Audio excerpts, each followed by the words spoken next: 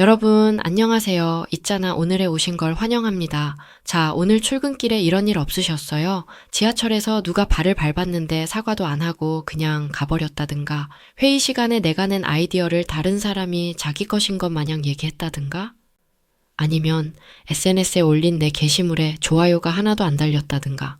근데 이런 일들 겪고 나면 어떤가요? 하루 종일 기분이 안 좋죠. 왜 저 사람은 저렇게 무례할까? 내가 뭘 잘못했나? 나는 가치 없는 사람인가? 이런 생각이 머릿속을 빙빙 돌아요. 솔직히 제가 좀 이게 심합니다. 그래서 1화 주제로 선택했어요. 오늘은 이런 경험을 한 분과 저를 위해 약 2000년 전에 살았던 한 철학자 이야기를 하려고 합니다. 이 사람, 우리보다 훨씬 더 힘든 삶을 살았는데도 놀랍게도 세상에서 가장 자유로운 사람이 되었거든요. 이 사람의 이름은 에픽테토스입니다.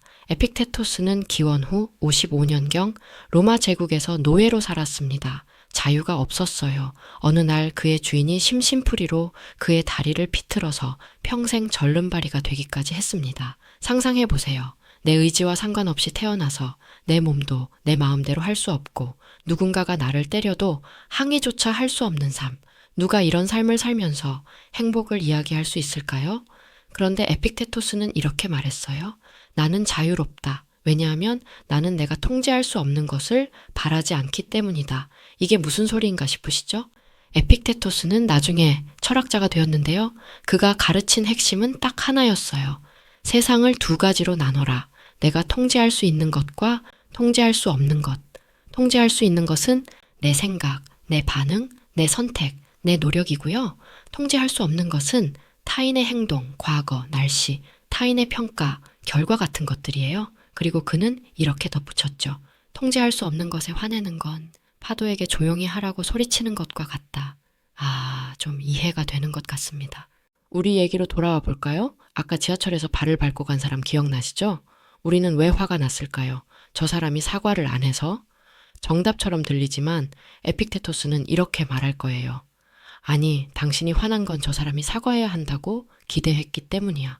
저 사람이 사과하는 건 내가 통제할 수 없는 영역이에요. 저 사람의 마음, 저 사람의 선택이니까요. 근데 우리는 그걸 통제하려고 해요.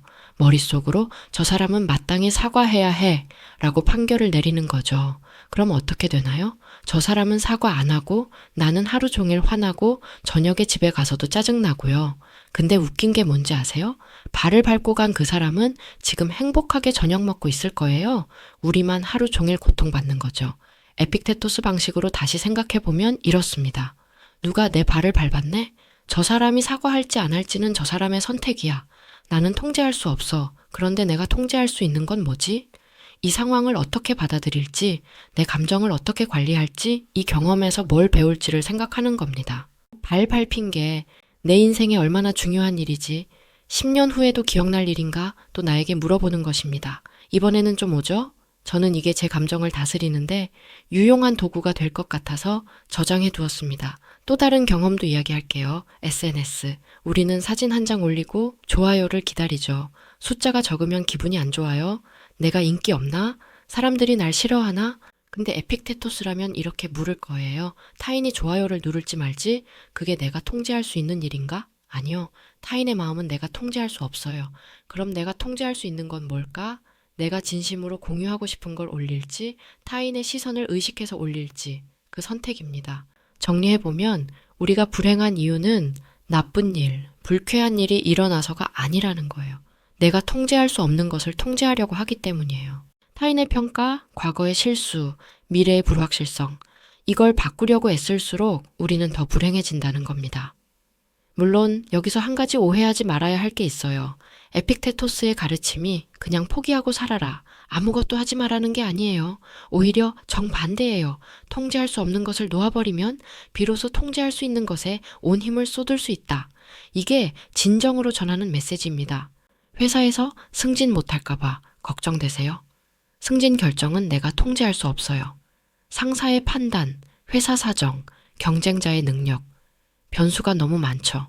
그런데 내가 통제할 수 있는 건? 오늘 내 업무에 최선을 다하는 것, 새로운 걸 배우는 것, 동료에게 친절한 것. 그러고 나면 이상한 일이 벌어져요. 승진에 대한 집착을 놓는 순간 오히려 일이 더 잘 돼요. 이런 유사한 경험이 한 번은 다 있으실 거예요. 욕심을 내려놓았는데 힘 빼고 했는데 더 잘 되는 경험이요. 결과에 대한 불안이 사라지고 과정에 집중하게 되면서 생기는 일들이에요. 에픽테토스는 평생 절름발이로 살았어요. 그걸 고칠 수 없었죠. 내 다리는 자유롭지 못하지만 내 마음만큼은 누구도 사슬로 묶을 수 없다. 황제도 부자도 그의 마음을 통제할 수 없었어요. 왜냐하면 그는 통제할 수 없는 모든 것을 이미 놓아버렸으니까요. 노예 출신인 그가 철학자로 로마 최고의 자유인이 된 이유가 바로 여기 있어요. 이제 연습을 해보겠습니다. 누가 나한테 상처 주는 말을 했을 때 저 사람이 사과할지 안 할지는 저 사람의 선택이고 나는 내 반응을 선택할 수 있어. 일이 내 뜻대로 안 풀릴 때 결과는 내가 통제할 수 없어. 하지만 과정은 내가 통제할 수 있어. 이렇게 세상을 대하는 방식을 바꾸는 것입니다. 뭐 쉽진 않겠지만 살기 위해 저도 열심히 시도해 보겠습니다.